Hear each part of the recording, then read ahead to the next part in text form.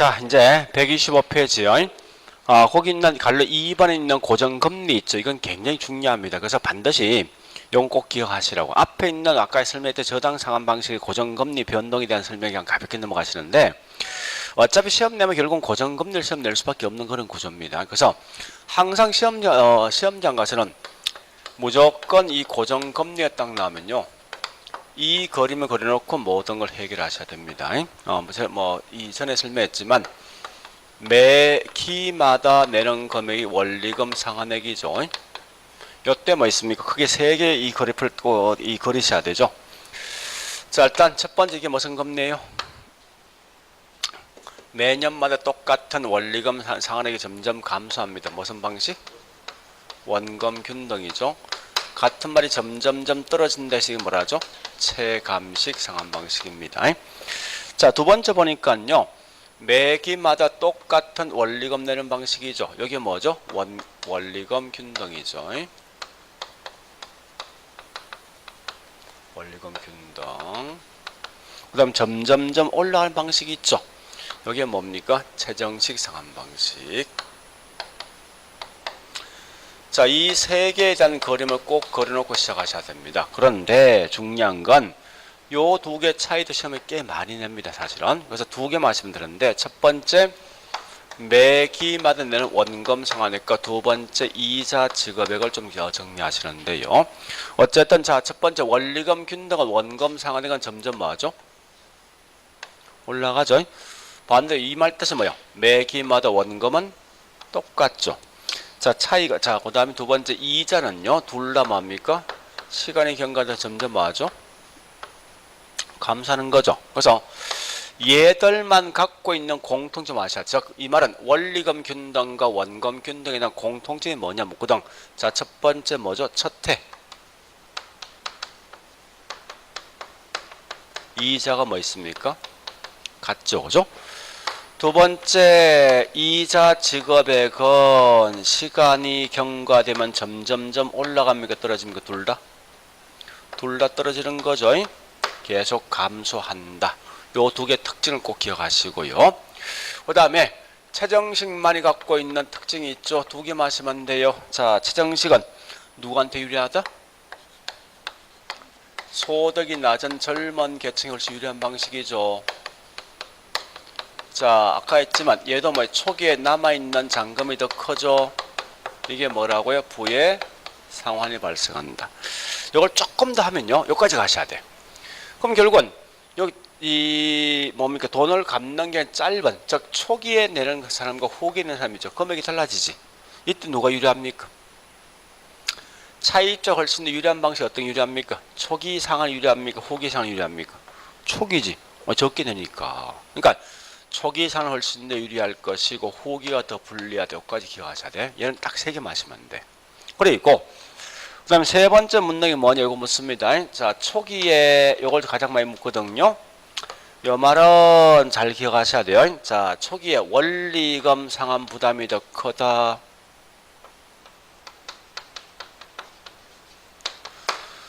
자, 상환이 가장 큰 게 누굽니까? 누가 제일 많이 내죠? 원금 균등이죠. 자, 두 번째, 미상환 잔금이 가장 적게 남아있는 방식은 앞방이 많이 갚은 거죠. 누구죠?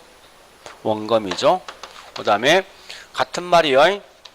원금 회수임, 즉 자금, 원금 회수 위험이 가장 낮은 게 누군 묻습니다.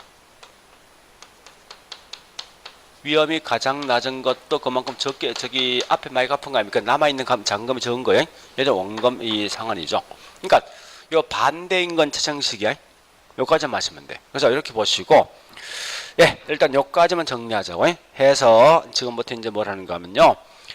예, 저기 있는 문제를 풀 건, 이 문제 사실 시험에 엄청 많이 나온 거예요. 40번부터, 자, 183페이지, 40번부터, 예, 저기 있는 186페이지 있는 63번까지 전부 다. 그 내용이 전부 다 이거에 대한 설명이랍니다. 그러니까 딱 시험장 가면 어떻게 하면요, 여기 있는 요 그림만 딱 그리시라고. 요것만 그려놓고 그냥 그대로 따라가시라고. 특히 좀 조심할 건 원금 균등과 원리금 균등은 절대 혼돈 안 돼. 이 빨리 보다 보면 이게 자꾸 혼돈을 사람들이 꽤 많이 한단 말이에요, 이게. 그러니까 이건 쉬우면서 틀리기 쉽단 말이야 사실은. 근데 이건 꼭 한 개 한 개 좀 정확히 정리해서 푸셔야 됩니다. 자, 일단 40번 가볼게요. 40번, 예, 첫 번째 핵심이 원리금 상환액이 매기 동일하다. 이게 벌써 뭐요? 원리금 균등이지, 그죠? 그래 보시고, 자, 뒷장 가볼게요. 41페이지, 41번. 매기 상환액들 원금액이 점점점 뭐 있습니까? 원금액이야. 원리금 아니고, 원리금 균등이죠. 원리금 균등은 뭐야? 원금액은 점점 뭐하죠? 올라갑니다. 이렇게 올라간다. 그 다음에 42번요. 자, 매기 이자 상환액은 감소한 만큼 원금 상환이 증가된다. 그 원금 상환은 무조건 얘밖에 없어. 매기 이자는 감소한 만큼 뭐 있으면 원금 상환 올라갑니다. 여기 뭐냐? 원리금 균등. 그 다음에 예, 43번. 자, 초기에 적게 내는 대신에 점차 그 부담액이 늘어간다. 이게 무슨 방식이죠? 최정식이고. 44번요. 매기 상환하는 원리금액이 점점점 감소한다. 이게 뭐죠? 원리금 감소한다. 이게 원금 균등이지, 그죠? 자, 그 다음에 45번 갑니다. 이런 게 훨씬 어렵습니다. 자, 잘 보세요. 대출 실행 시점에 총 부채 상환이 가장 높다. 이 말은 이런 같은 말이면 이거요. 예, 이 말이 이겁니다. 원리금, 그러니까 우리 거기 있는 DTI란 말이 다른 총 부채 상환인데, 다른 말 이게 원리금 상환을 묻는 게 그게. 그래서 만약 그렇게 물었을 때 반드시 뭐 이건 묻거든. 아, 이건 원리금 상환이 가장 높은 게 누구냐 물었던 게 이게. 가장 높은 게 누구예요? 원금 균등이지. 10년 경과 후에 대출비를 딱 묻지. 이건 남아있는 잔금 묻는 문제가. 말을 좀 구분하셔야 돼. 그 문구는 꽤 많이 쓰고 있습니다. 꼭 기억하셔야 돼. 그러니까 초기에 대출비율, 즉 우리가 알고 있는 초기에 뭐 있습니까? 예, 총부채 상환을 이 말 묻거든. 원리금 상환이 큰 게 누구냐 묻는 거고, 또 대출비율 묻는 순간 이건 무조건 남아있는 잔금 묻는 거예요. 그 두 개만 좀 구분하시면 되겠네. 자, 그 다음요. 예, 6번. 자, 만기 전 이전의 중도 상환 금액이, 즉 미상환 잔액이 가장 적은 방식은 앞에 많이 갚은 거죠. 원금 균등. 그 다음에 47번요. 자, 대출 잔액이 지속적으로 감소하므로 다른 방식에 비해서 이자 부담이 가장 적다. 이 말은 남아있는 잔금이 가장 적다는 거지. 앞방에 많이 갚은 거죠. 누구죠? 원금 균등. 그 다음에 자, 48번요. 자, 이건 미래 점정 지정식이죠. 실현 부부에 유리한 방식이죠. 그 다음에 49번요. 첫해 월 불입이 가장 낮은 건 누구죠? 지정식이죠. 50번요. 자, 50번, 51번 가보겠습니다. 이제 51번. 원리금 균등 상환 방식은 원금 균등 방식에서 대출 직후에도, 직후에는 원리금 상환액이 크다 적다. 대출 직후에 요거 묻는 거 아닙니까? 요거 두 개 비교하는 거지. 요거와 요거 보니까 대출 직후에 원리금 상환액이 훨씬 더 얘가 더 낮은 거지. 그러니까 따라가셔야 돼. 그림을 혼돈하면 안 돼 이거. 자, 그 다음에 52번요. 차입자가 대출액을 중도에 상환할 경우에, 자, 대출 잔액이 가장 적은 방식이 누구야? 원금 균등이죠. 앞방에 많이 갚았으니 그죠? 그 다음에 자, 53번요. 자, 쭉 원금 회수위원 측면이 훨씬 더 안전한, 이 말은 위험이 적은 거지. 이 말 원금 균등입니까? 원리금 균등입니까? 원금 균등. 자, 54번 갑니다. 잘 보셔야 돼. 원금 균등 방식은 대출자 측에 봤을 때 원금 회수 위험이 원리금 균등보다 상대적으로 크다 적다. 적다. 그거 잘못됐어. 답이 잘못됐어요. 크다 아니 적다. 자, 그 다음에 55, 56 똑같은 말 지금 계속하고 있습니다. 57번 가볼게. 원금 균등 방식과 원리금 균등 방식의 공통된 특징이 두 개 있지. 첫 번째 뭐야? 첫해 이자 같다. 두 번째, 매기마다 이자가 점점 감소한다. 요거 두 개 특징 꼭 기억하시라고. 자, 그 다음에 58번요.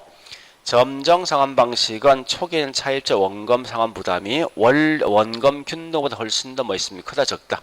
적다는 거죠. 자, 그 다음에 넘어가서 자, 60번, 61번 쭉 하시고, 61번. 요건 좀 정리하셔야 되겠네. 원검 균등 상환 방식은 원리검 균등 상환 방식에 비해서, 자, 그 다음에 뒤에가 중요합니다. 전체 있는 누적 원리검 상환액은 가장 큰 게 누굽니까? 자, 보세요. 얘는 항상 남아있는, 우리 항상 이자라는 것은 남아있는 잔금 이자 붙거든? 그래서 결국 남아있는 잔금이 제일 큰 게 누굽니까? 지정식이지. 얘가 제일 커, 누적 금액이. 가장 낮은 게 누구야? 원검 균등. 이건 좀 기억하셔야 돼. 왜냐면 결국은 남아있는 잔금에 이자가 붙는 결과 남아있는 잔금이 적을수록 훨씬 더 전체 금액이 적어진다고 이게. 그래 좀 정리하시고요. 그 다음에 62번 같은 것은 나오면 이렇게 하시라고. 보세요. 그림이 딱 두 개야.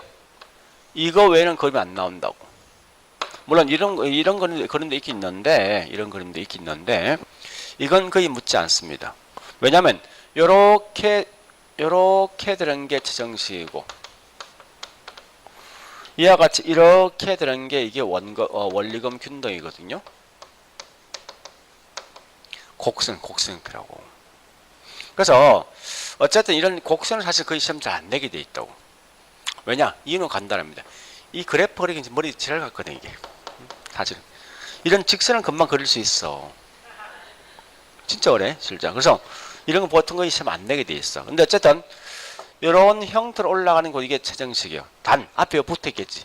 원리금 상환액이 붙어 있다고. 얘는 뭘 붙어 있는지 압니까? 이때 보니까 원금 상환액 쓴다고 쓸 때 이건 잘 안 내게 돼 있고 요 두 개만 내게 돼 있거든요. 그러면 얘는 중요한 게 여기에 뭐가 붙어 있다 답이 달라서. 요 내용이.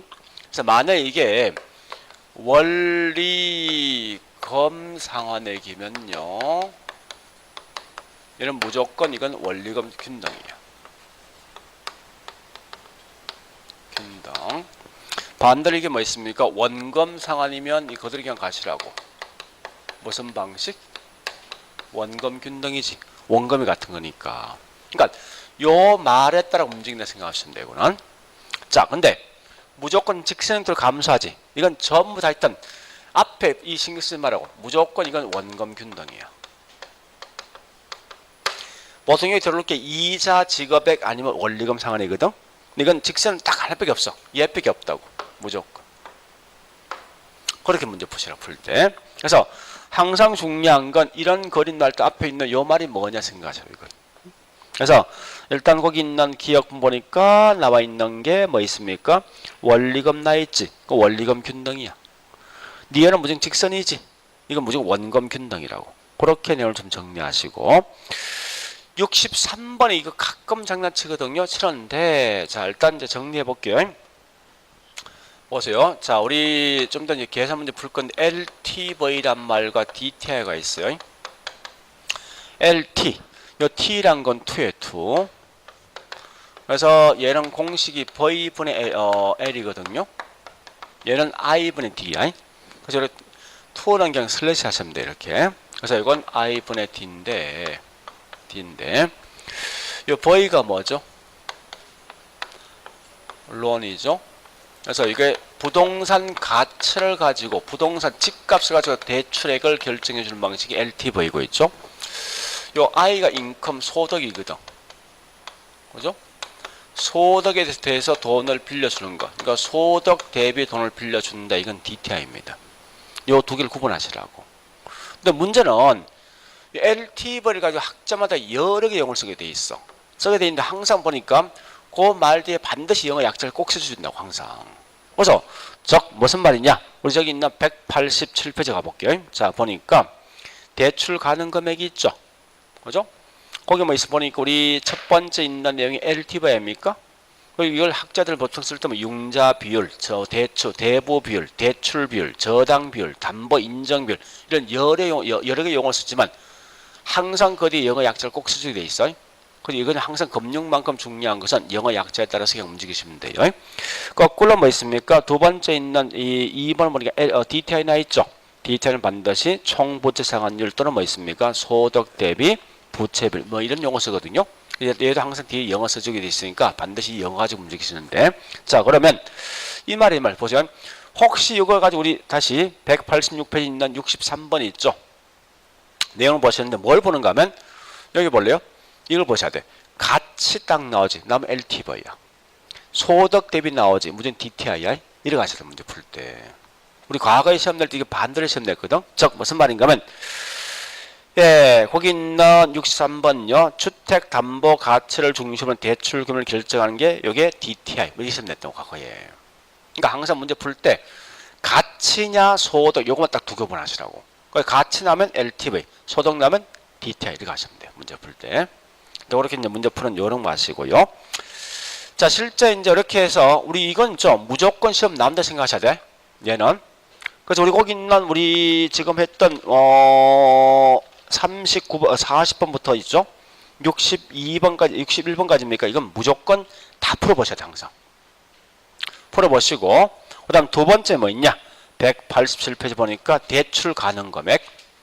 이건 무조건 얘도 최근에 시험 내거든요. 그러니까 최대 대출 가능 금액 내는데, 자, 그러면 여기 볼래요? 요건 딱 세 가지 공식만 알고서 그 문제 풀게 해준답니다. 세 개 공식. 첫 번째 뭐냐? LTV, DTI, 그 다음에 부채 감당률. 요 공식 알고 있죠? 어떻게 됩니까? 요 말이 분모에 들어오죠? 부채 뭐요? 서비스액에 대해서 뭐 들어갑니까? 순 영업소득이죠. 지금 중요한 건 최대 대출 가능 금액을 지금 묻는 거 문제가. 그래서 이때 보니까 여기 있는 얘는 부채 서비스액이지 이건. 원리금 상환액 서비스액인데요. 어쨌든 중요한 건 요 부채 서비스액을 따로 계산하는데 부채 서비스 계산 방식이 있죠. 뭐가 있습니까? 대출액에다 뭘 곱해주는 거죠? 저당상수입니다. 이렇게 해서 문제를 푸시라 풀 때. 그죠? 대출 가능 금액을 찾는 건데요. 항상 시험은 얘는 무조건 시험 나와야 돼. LTV는. 그 다음에 여기에 나온 둘 중 한 개 튀어나오거든요. 그러니까 보통 이렇게 계산돼 이렇게 계산돼 될 때 문제가. 그래서 요 두 개 푸는 방식을 딱 나왔을 때 제일 먼저 해야 될 게 뭐냐? 어느 공식 쓸 것이 먼저 판단하라고. 그 다음 두 번째 할 게 뭐 있습니다. 두 번째 할 게 보니까, 예, 요런 공식 나오면 뒤에 바로 이걸 뒤에 따라 붙이라고. 해서 대출 가능 금액인데, 이때 항상 대출 가능 금액은 낮은 걸 빌려줘. 무조건, 의무적으로. 그러니까 둘 다 조건을 충족한다. 이 말은 무조건 낮은 걸 갖다 선택하시면 된다고, 문제 풀 때. 자, 일단 가장 기본은, 예, 저기 있는 문제 가보겠습니다. 제일 먼저 볼 게 뭘 먼저 보는가 하면 1번. 자, 188페이지 있는 1번과 그 다음에 쭉 뒤에 가서 같이 볼 게 이겁니다. 자, 196페이지 있는 9번. 9번. 요 두 개를 먼저 비교하세요. 요 두 개. 1번과 후원. 자, 이 말은요, 이거요. 잠시. 조건이 두 개예요. 첫 번째 뭔가 하면 그냥 액면 그대로 주어진 상태에서, 이 말은 이미 기존 대출 없는 상태에서 신규 대출을 받을 때 묻는 거. 두 번째 뭔가 하면 기존 대출을 받고 그다음 추가 대출 받는 거 있죠. 요 두 개 묻거든. 항상 문제 묻는 게. 그래서 1번과 9번은 뭐냐? 추가 대출 없이 신규 대출 받는 거예요. 그래서 제일 먼저 확인할 게 뭐 있어? 거기 대출 기준이 있지. 뭐 있습니까? 부채 감당률과 LTV죠. LTV. 그러니까 결국은 이 두 개 공식을 쓴다 이 말 아닙니까? 그죠? 그래서 이 공식을 이제 가시면서 두 개 써놓고 있죠.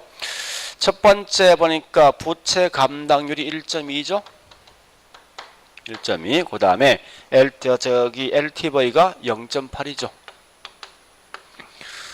자, 그런 다음에 이제 그대로 그냥 따라갑니다. 연저당 상수가 0.1이고, 그 다음 또 뭐 있습니까? 저기 있는 예, 부동산 이 상업용 부동산 현황에 보니까 이 평가 가격이 얼마요? 10억 나 있죠. 그 다음에 순영업소득이 1억 5천 나 있죠. 이렇게 그냥 서로 그냥 따라만 가시라고 이렇게 문제를 갖다가.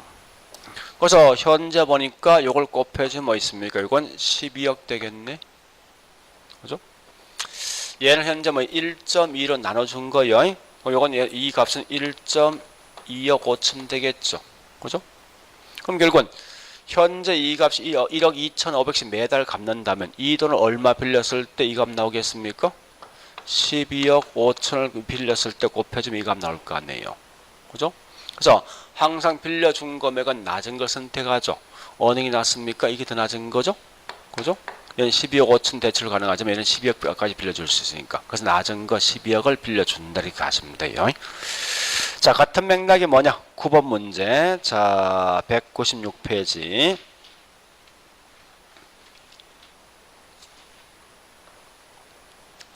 자, 제일 먼저 확인할 게 뭐 있습니까? LTV와 뭐요? DTI지. 두 개 쓴다 이겁니다. 근데 우리 보세요. 원래는 잠시만요. 요거 두 개를 딱 물으면요.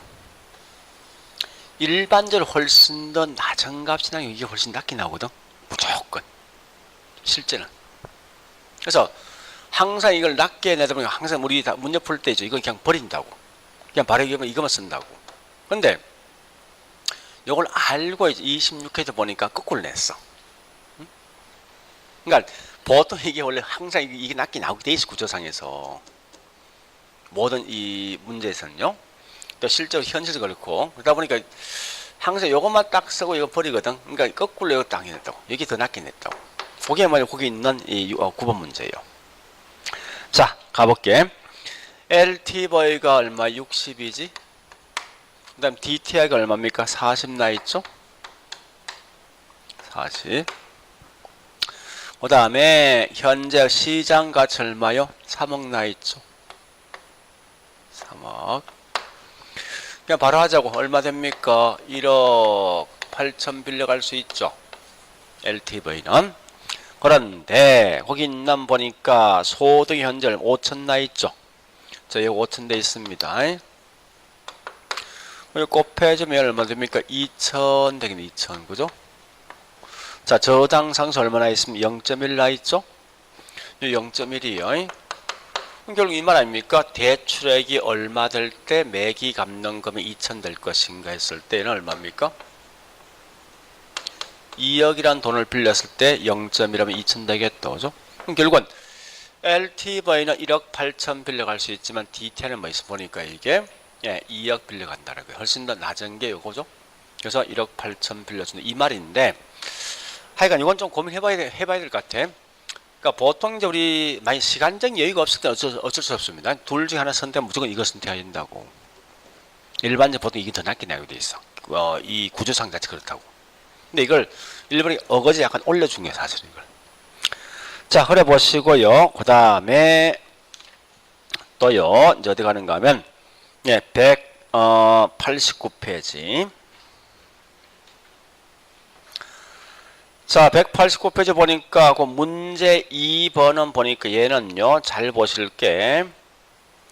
거기 밑에 문제를 딱 보니까 뭐 있습니까? 사업자금 대출이 있죠. 이 말은 기존 대출 받은 거예요. 자, 요 같은 말이 뭐냐? 같은 게 6번, 7번. 그러니까 2번, 6번, 7번 같은 거예요. 포맷이. 2번, 6번, 7번. 그래서 일단 6번부터 제가 먼저 할게요. 6번부터. 그러니까 뭐를 보는가 하면요. 6번은 자 193페이지 가보세요. 6번은 보니 뭐 앞에 8천이라는 8천 맞죠? 기존 담보대출 받은 걸 금액이 벌써 나 있다고. 얘와 좀 다르게 2번은 가볼게요. 2번 다시 가볼게요. 2번은 뭐라 했습니까? 사업자금 대출을 보니까 연간 갚는 이자, 이 원금 이자가 나 있죠. 그러니까 이건 좀 구분하셔야 돼. 그러니까 앞에 있는 것은 이미 그냥 원금 빌려간 금액에 설명되어 있고 2번은 뭐 있으면 매기 갚는 원리금 상에 분명히 나 있단 말이에요. 요 두 개를 하시는데 이 문제 푸는 방식은 간단해요. 어떻게 하는가 하면요. 제일 먼저 남돈을 빌려가지 않았을 때 그 금액을 먼저 산출하라고. 그러니까 기존 대출이 없다는 걸 먼저 가정을 두고 문제 푸셔야 됩니다. 왜냐하면 이게 이런 경우 가끔 있어요. 제가 좀 이따 문제 풀 건데 이미 빌려간 걸 빼주고 있죠. 계산삼이 있어 이거. 잘못하면요. 얘가 더 큰 금액이 나올 수 있어 이게. 이게 더 낮은 금액이 나올 수 있어. 그러니까 자꾸 사람들 보니까 여기서 부채를 이미 빼주고 바로 계산함이 있더라고. 그건 아니야. 그러니까 무조건 할 때 어떻게 하면 기존 대출 없다는 가정하에서 먼저 최대 가능금을 선출하고 그중에서 낮은 금을 선택하라고 먼저. 그래서 그다음에 기존 빌려 가는 금을 빼주면 됩니다. 이렇게 문제 푸셔야 되지. 그걸 갖다가 뭐 있습니까? 우리 기존 대출 이미 빼준 상태면 답이 없는 거예요. 자, 일단 제일 먼저 할게 6번부터 6번 갑니다. 자, 6번 보니까요, 8천이란 돈을 빌려 갖고 항상 가장 중요한 게 어떤 대출 성인 기준까지 가질까 중요합니다. 얘도 보니까 LTV와 DTI죠. 그죠? 그래서 자, 요 두 개 쓰는데 일단 첫 번째 저기 있는 담보 평가 얼마요? 4억이죠. 그 다음에 쭉 그냥 따라 쓰라고. 연간 소득이 얼마나 있죠? 4천 나 있고.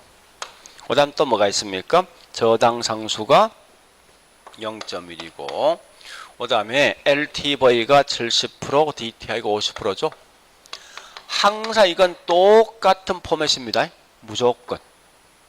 그러면 이때 보니까 이걸 해보니 얼마 됩니까? 2억 8천이지. 자, 이게 50% 아닙니까? 얘 얼마 됩니까? 2천 되죠? 얘는 빌려갈 수 있는 금액 얼마 빌려갈 때 2천씩 냅니까? 2억이죠? 그 낮은 금, 이게 낮은 거 아니에요? 그래서 현재 2억이란 대출인데 기존 대출이 8천 돼 있죠? 그런 결과 이건 1억 2천의 돈을 빌려주겠네? 그죠? 이렇게 푸는 거예요, 문제를. 자, 그 다음. 다시. 자, 똑같은 건데, 여러분들. 다시 뒷장에 있는, 자, 뒷장에 있는 7번 있죠? 7번도 결국은 똑같은 포맷이에요. 맨 밑에 뭐가 있습니까? 기존 저당 대출 얼마 있습니까? 1억 있는 거지. 그럼 결국은 6번, 7번 똑같은 거 아니야. 다만 공식은 이거하고 이거 쓴다는 건 공식이. 그것만 차이 있을 뿐이라고. 이건 풀 수 있을 거예요. 다시 앞에. 자, 2번. 2번이 문제인데 2번이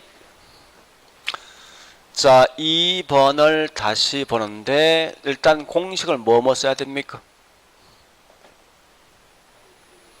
LTV하고 DTI죠. 그래서 LTV가 60%고 DTI가 40이죠.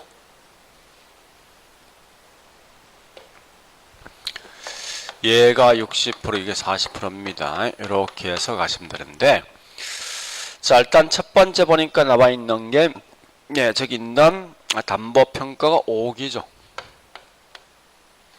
그 다음 뭐 있습니까? 연간 소득 6천 돼 있고 그 다음에 저당 상수가 0.12 나 있네. 이렇게. 그래서 일단 이렇게 해놓고 먼저 뭐 있습니까? 대출 가능금을 먼저 산출하라고. 그래서 요 금액은 얼마요? 3억이죠. 그죠? 자, 얘는 결국은 40입니다. 그럼 40이 된다 이 말 얼마 됩니까? 이건 빌려가는 금액이 2,800이죠? 2,400이지? 예. 그러니까 결국은 2,400씩 매달 갚는 매기 갚는 금액인데 빌려간 금액 얼마요? 2억이 될 때 이 값 나오겠죠, 그죠? 자, 일단 보니까 훨씬 더 낮은 금액 이거 아닙니까? 그래서 신규 대출하면 2억까지 빌려갈 수 있는데 기존 대출 있는 거죠. 그래서 기존 대출 사업 자금이 연간 1,200씩 갚는 거네요. 그럼 이때는 어떻게 합니까? 이게 그냥 이게 낮은 거 아닙니까? 여기 그냥 바로 1,200 요거 빼주면 될 거 아니에요. 그죠? 그 남은 1,200 남아있죠? 결국 뭐 있습니까? 추가 대출 얼마? 1억이라고. 근데 만약에 이게 더 낮으면 어떻게 할 겁니까, 이제는?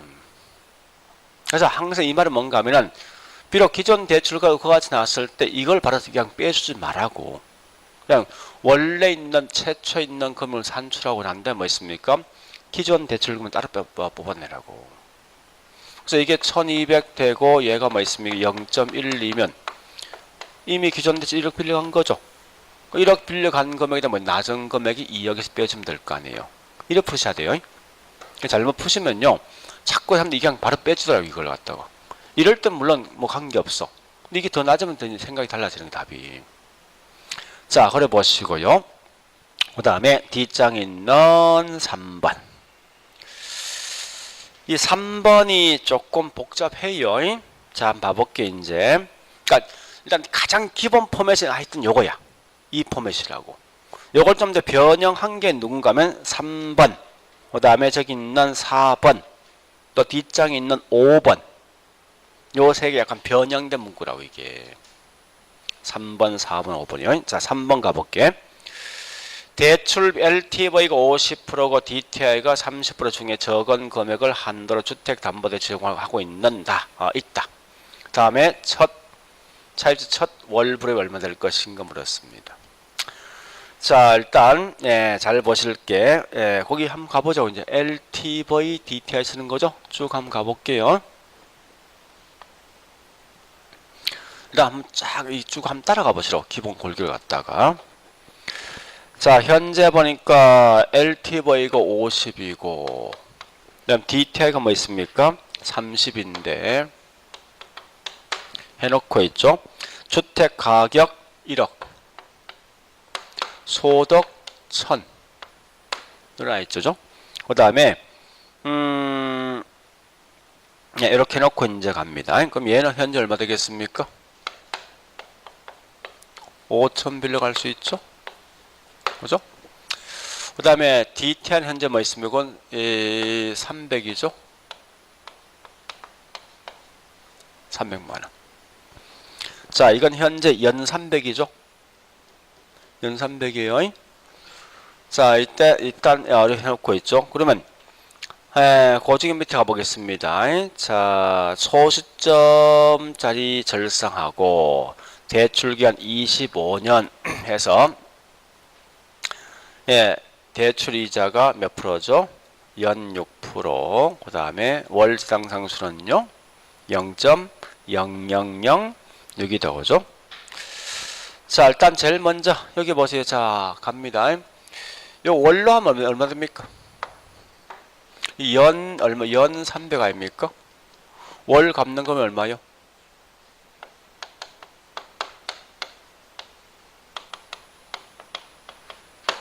그냥 계산해 보시라고 대충 25만이죠. 자, 요때 뭐 있습니까? 이제 대출 가능. 왜 그랬습니까? 왜 이걸 월로 바꿨습니까? 이유가 있어. 다시. 요 저당 상수가 현재 월 나 있습니까? 연 나 있습니까?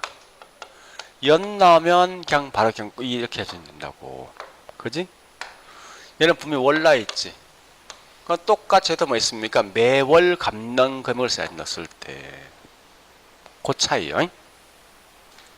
그래서, 보통 이제 우리 저당 상수는 전부 연인데 이와 같이 월로 쓰면 월로 바꾸지 않는다고. 여기 문제 푸는 요령이었어.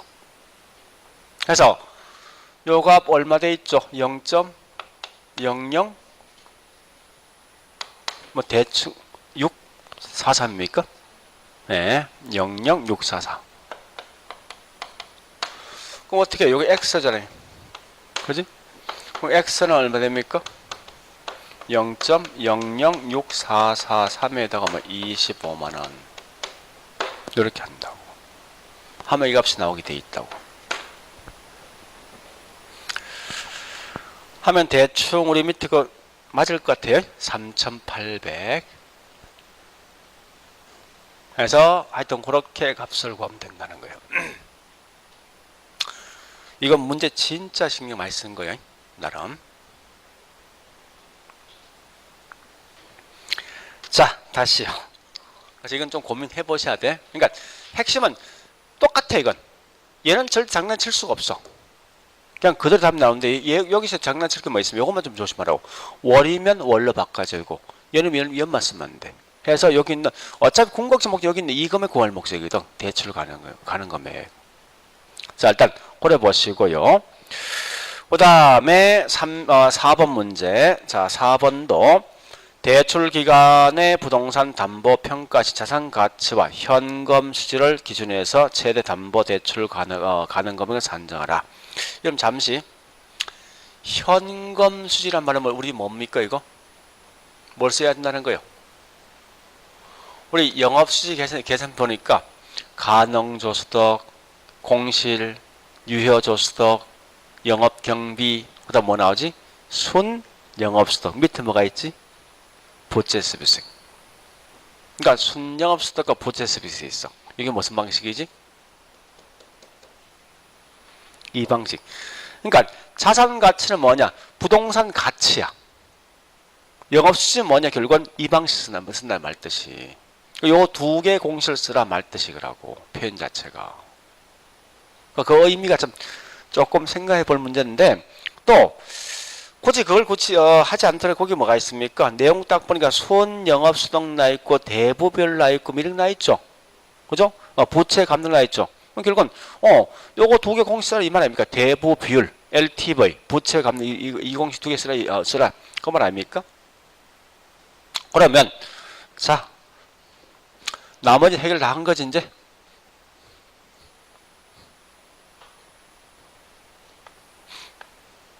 자 가볼게 이제. 네, 현재 대부 비율이 몇 프로죠? 60%죠? 자, 그 다음에 저기 부채 감당률은요 1.5 나있죠. 1.5. 자, 그런 다음에 저기 있는 부동산 자산가치 얼마요? 20억이지.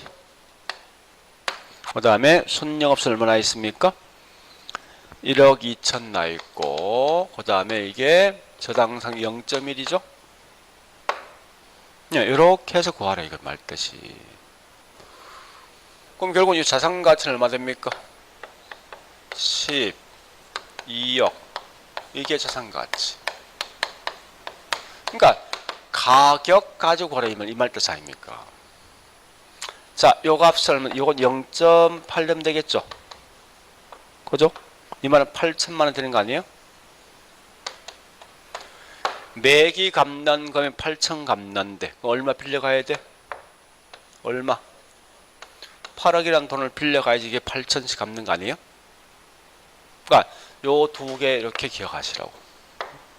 자, 그 다음 가장 힘들었던 게 뭐냐? 문제 5번. 이 내용 그냥 넘어갑니다. 5번은 물론 나중에 다시 한번 하겠지만 뭐 지금 큰 의미 갖지 말고. 자, 그 다음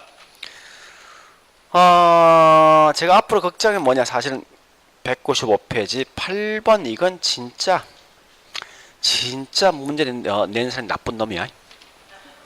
진짜 나쁜 놈이야 이건. 자, 그 다음요 저기 있는 196페이지 보니까요 10번과 11번 내가 봤을 땐 11번은 다시 한번 내시면 될 것 같아. 얼마든지 10번은 좀 그렇지만 11번만큼 시험 낼 수 있거든요. 자, 일단 10번과 11번 두 개 할 겁니다. 하는데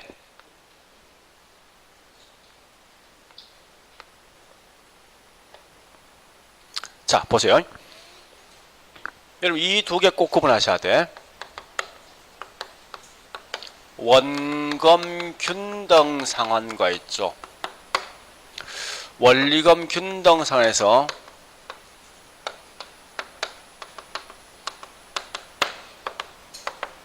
이 계산 순서가 전혀 다릅니다. 원검 균등에서 제일 먼저 해야 될 게 뭐냐? 이거부터 합니다. 제일 먼저 순서 하셔야 돼. 원검 상환액을 먼저 산출해야 돼. 두 번째 이자 지급액을 산출하고요.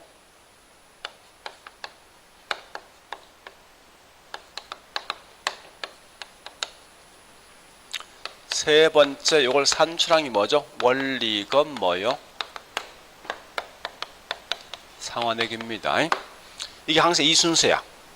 그러니까 무조건에서 원검 균등 항상 묻는 게 뭔 문제 압니까? 이 값을 무조건 물어.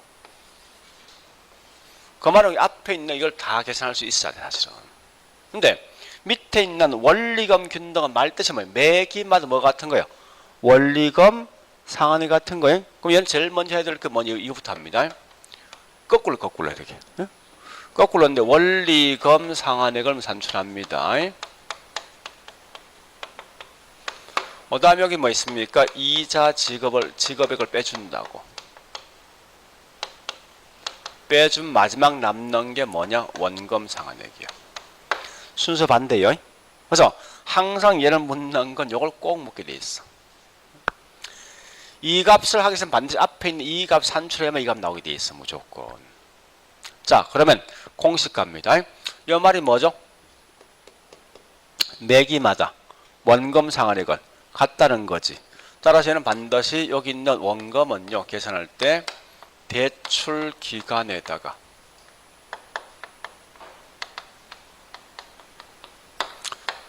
뭘 곱해줍니까? 대출액을 곱해주면 매기 내는 금액 알 수 있다고. 그 다음에 여기 있는 요값 산출할 때 어떻게 하는지 압니까? 항상 원리금 균등은 반드시 공식, 이 공식 아셔야 돼. 대출액에다가 뭘 곱해주는 거면요? 예, 여기 있는 저당 상수를 곱해줘야 돼. 달라요. 원금 균등은 대출액에다가 다시 대출 상환 기간에다 뭐 있으면 대출액을 나누면 매년 나누는 금액이 있다고. 그 다음에 여기 이자 지급을 좀 조심하는, 이건 말로 시험 내거든요. 말로 충분히 시험 낼 수 있어요. 자, 요걸 꼭 묻습니다. 이자 지급액은 대출액에다가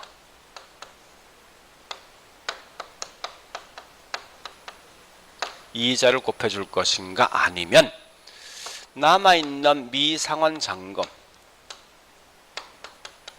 이거 말로 시험 내거든요. 미상환 잔금에 대해서 이자를 곱해줄 것인가, 이걸 말로 시험 꽤 많이 낸다고.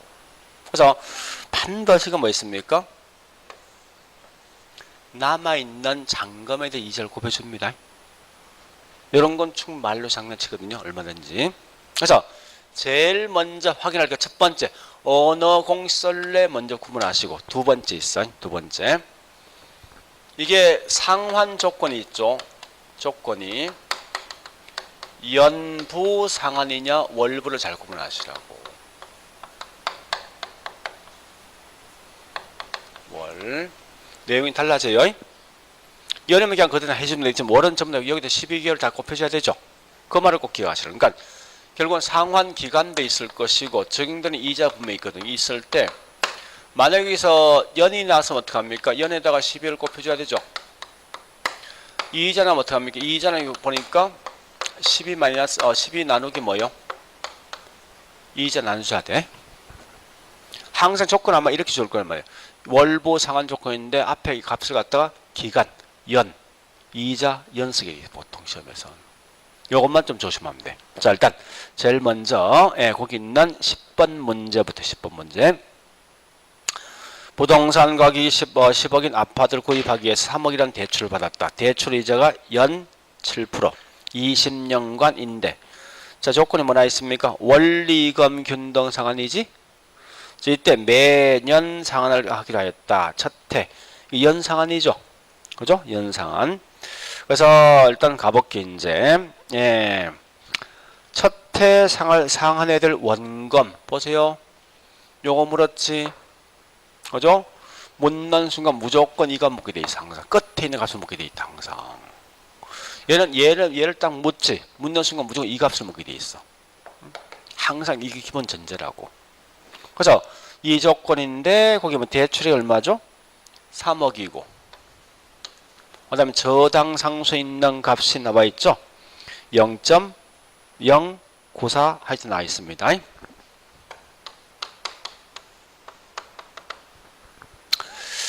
그 다음에 이자가 얼마 돼 있습니까? 7%죠? 7%? 연리 7%. 자, 이때 뭐 있습니까? 3억이라는 돈 빌린 거 아니에요? 그러니까 첫 해 물었죠? 첫 해 있는 미상환 잔금 얼마예요? 3억이죠, 첫 해는. 7%죠? 요 값이 2100 됩니까? 그죠? 요 값이 아마 하면 2700, 2800 넘을 것 같은데? 2800 뒤에 붙어 있습니까? 요 차이가 하여튼 700 얼마 쭉 나오겠네. 이건 다 계산해 보셔야 돼. 문제를 갖다가. 그런데 26회 때 197페이지 이 집은 참 잘 낸 것 같아요. 맛은. 그러니까 첫 첫해 있는 금액을 물었던 게 아니라 2회차 상을 물었죠. 자, 잠시 이거 물으면요. 절대 얘밖에 시험 못 내. 2회차 3회차는 무조건 얘밖에 시험 못 낸다. 이거 내지 못한다고. 그러니까 원검 균등은 낼 수 있다고 문제를 갖다가. 근데 거기 뭐라 했습니까? 예, 조건이 월입니까 열입니까? 예? 말 없죠? 결국 연달이네. 연상은 나 있죠? 한번 가보자고 이제 해보자고. 자, 나 같으면요. 예, 다음에 이 사람이 시험 내면은 3회차를 내지 않고 내는 방식이 있어요. 자, 해보자고 이제. 자, 대출액이 얼마요? 2억이죠. 몇 년? 20년입니까? 그럼 매년 얼마씩? 1000만 원이지. 자, 다시 해볼게. 이걸 이렇게 하자고. 이렇게 하지 말고.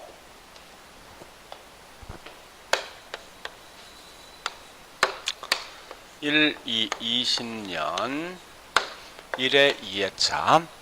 이때 원검 상환, 이자, 지급액 합친 게 뭐냐? 원리금 상환이죠.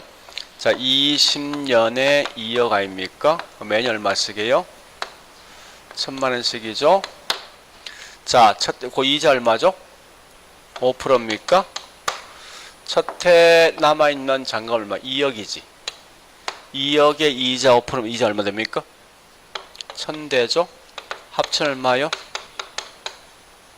2000이요. 이제 1000 갚았잖아. 남아있는 잔금 1억 9천. 이자 5%는 950이지. 합치면 1050이죠. 그죠? 나 같으면요. 이렇게 내겠어. 1, 2회차 원리금 합산하기 얼마 시험 내겠다고 다음 내면. 단지 우리 낸 거 요거밖에 안 내죠 지금. 다음에 무조건 이렇게 내겠다고. 1, 2회차 합산하기 얼마 될 것인지 시험 내겠다고. 그 외엔 시험 낼 게 없어. 설마 이거 뭐 3회 1 장난치기 이건 야비한 거야 진짜. 응? 이해까지 보통 시간 안에 풀 수 있거든. 풍기면 결국 뭐 있으면 요거 물어서 다음 요거 물을 거 아닙니까? 합친 금액 이렇게 시험 낼 거 아니야. 예, 그런 정도 있는 문제까지는 풀 수 있어야 돼 여러분들이. 예, 됐습니다. 그래서 요거 말로 시험 내면 보면 이겁니다. 원금 균등이든 원리금 균등이든 매기 이자 지급액은 대출액이 아니라 남아있는 잔금에 대해서 이자를 곱해주는 거야. 이거 말로 시험 낼 수 있어요 얼마든지. 나머지 여기 실제 계산한 문제는 반드시 이렇게 순서를 먼저 하시라고. 그러니까 원금 균등은 반드시 원금 시작해야 돼. 원리금 균등은 거꾸로 이렇게 간다. 이렇게 간다 생각하시면 돼. 요것만 좀 조심하시라고.